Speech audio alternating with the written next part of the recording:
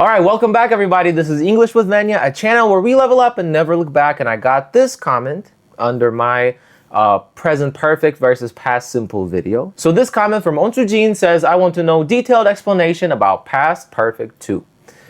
And you already know, when you ask, I deliver, or at least I try. So in this video, I'm going to talk about past perfect. So don't let this moment pass you by if you want your grammar to be perfect. Yeah, that was a terrible joke. Let's just jump right into it. So first things first, past perfect, obviously it's a past tense. So everything that we're talking about is going to take place in the past only, nowhere else. So first, let me walk you through the formula of past perfect. It's actually one of the easier ones too. Had doesn't change, and then your past participle form of the verb. All right, so from go, you get gone. From do, you get done. Or from wait, you get waited. All right, so let me give you two situations, okay? Two events or actions. Train left. I arrived at the station. 1 and 2, which means this happened first and this happened after. So the train left here and I arrived at the station here, okay? And this is very important because, let me explain. Past perfect has another name, a street name, if you will. Past perfect is also known as past of the past. This is very informal and, really unserious. But it's true, past of the past, which means when you have two actions or two events taking place in the past, both of them, obviously, because you're telling a story about the past, the first one, the one that happened first, will take past perfect. And the next one will just be past simple. So let's put this together in a real full sentence. You will say, when I arrived at the station, because our main POV is this, right? This is our main POV. That's what we choose it to be. When I arrived at the station, the train had, we can add already, why not? Had already left. So when I arrived at the station, the train had already left. We have our sequence or the order in which they occurred. And that's exactly how we're going to show it through the POV of the situation number 2. I arrived at the station. So when I arrived at the station, the train had already left. When I hear this, I understand that when this happened, the train was already gone. Not there. Not there. I showed up to the station. I was expecting to see the train, but there was no train, just empty tracks. Why? Because the train had already left back then, right? Everything is in the past, remember. And this is exactly why we use it to structure and organize our storytelling. Let me give you another example so that you understand the purpose behind doing this, period. So we have this, or these two sentences. I went to the party, Venya left. If we read it just like this, it's kind of unclear as to which one happened first. I went to the party, Venya left. It sounds like two completely separate things. But if you are trying to say that by the time you arrived at the party, right, you showed up, I wasn't there anymore. Which means I left, or Venya left first, and then you came or went to the party, right? And this is exactly why we're gonna use past perfect. So if we know that this happened first and this happened second, we're gonna assign past perfect to this action And this action is just going to stay past simple. We're just going to modify it a little bit because went is just directionally is not the correct verb in this particular situation. Venya had left when I, let's say, got to the party. We don't want to say went because it's this way. We don't want to say came because it's this way. And all of this is in the past, so the best way to do it is got. Either way, check this out. So now it's super clear what's going on and how it happened. Venya had left when I got to the party, which means Venya left first and then you got to the party. A lot of this stuff like past perfect or past perfect progressive or conditional sentences and relative clauses, other stuff, it feels very complicated and sort of feels out of reach a little bit. And it's not because those things are difficult. They're not easy, but they're not difficult. It's because you tend to learn those at this very awkward stage in your English learning journey, which is the intermediate level area. And this intermediate level area is really tricky because you're just tired. You're not impressed by what you already know anymore, but you're very sad and frustrated about what you don't know yet.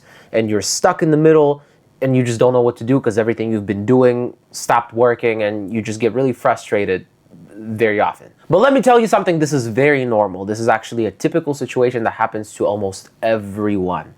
It's actually known as the intermediate plateau, right? When you get stuck and nothing is happening and you're not moving. And this is exactly why I created this course from intermediate to advanced. Because let's be honest, the intermediate level is sort of like a make or break situation. You either persevere and you keep going and you finally see what's on the other side, or you just give up. Most people unfortunately give up. And I just don't want to see you going through that because I've been through it and it's not fun. It's not fun and it's not easy, but it can be. It doesn't have to be crazy. And this is exactly why I created this course to begin with. So I'm not going to tell you too much about it. It's just really fun. Not only are you learning everything you need to learn, you also get to practice all of this stuff.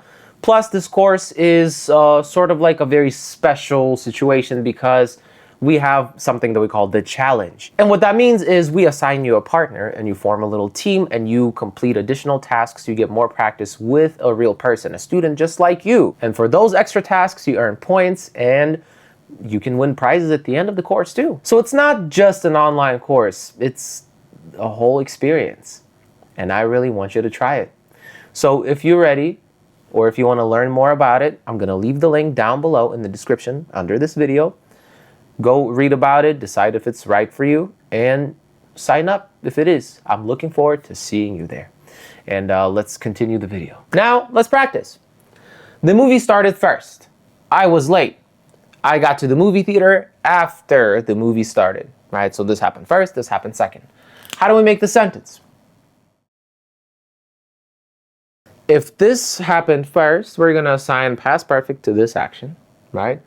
But let's always explore this as the POV, okay? So we can say by the time.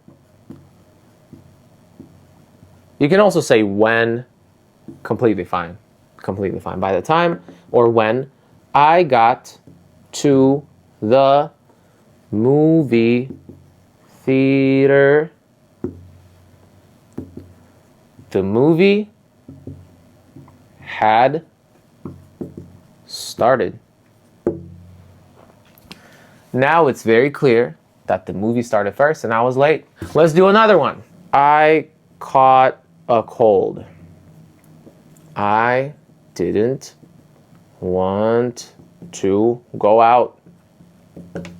This happened first. This happened afterwards. Let's figure this out, right? And here, let's use because. This is the reason why this happened, but this happened before. And therefore, it's the reason why. I didn't want to go out because I had caught a cold. Boom. Very simple. Past of the past. This happened first, and it's just very unfortunate that you invited me to go out while I was still sick. You know what I mean? And let's do one last one, but in a slightly different way. Maybe you asked me to watch a show with you on Netflix or something. But unfortunately, I've already seen this show, 3 times. I'm obviously not gonna see it with you. I've seen it enough times. So now, how would you say that? Right? So this happened first, but this is our POV. So I can say this: when you asked me yesterday,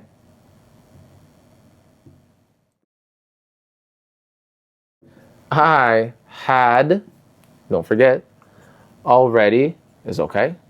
I had already seen this show 3 times.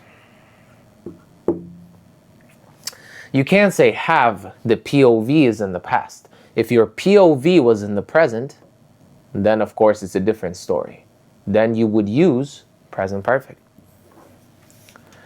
Let's imagine you're asking me right now, hey, you want to see the show? Oh, I'm sorry. I have seen it 3 times. But this is only when you're asking me right now, when the POV is present. But in this case, our POV is not the present. This is our POV. And it's still in the past. So through the lens of the past, we have to keep everything in the past. You cannot use present perfect in the past because it's not a past tense, it's a present tense. So this is why we use it this way, all right? It's exactly like present perfect, just in the past. All right, I hope you enjoyed this, and if you did, give this video a big fat thumbs up because it just helps out so much on this website. And of course, if you have more questions, leave them in the comment section down below and I'll make future videos about it, of course. And as always, this has been English with Venya, a channel where we level up and never look back. And if you haven't subscribed yet, I don't know what you're doing. Subscribe right now and hit that notification bell to be alerted and stay alerted when I post new videos. Thank you so much, and I'll talk to you next time. See you either in the next video or in my online course from intermediate to advanced. If you're ready, let's do it. All right, until next time, bye.